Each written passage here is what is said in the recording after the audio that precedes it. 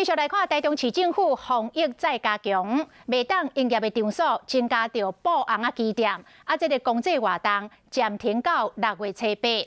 有未少店家的生意因为疫情大受影响，市长罗秀员讲有向中央争取补助，减免到相关的税收。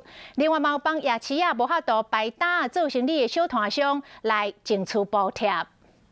就是希望能够做经济的纾困。因为疫情，地方政府头壳摸咧烧，唔能避免疫情扩散，即马搁要替收入减少、受影响的店家向中央争取补助。第一个在做税负的减免，尤其是营业税、营所税比较大的项目，所以我们希望政府在这方面它本身的一些补贴措施那能够到位。台中市政府宣布，甲夜车关起来，无收入的单是市政府头一个补助的目标。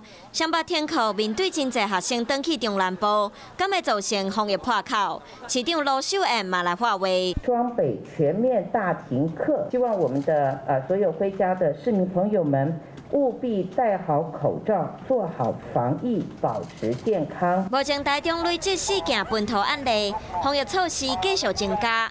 无法度营业的场所增加业布红仔店，公祭活动暂停到6月初8。高中3年的学生停课无停学，改用视讯教学。只要校方停课，家长就会使请防疫照顾假。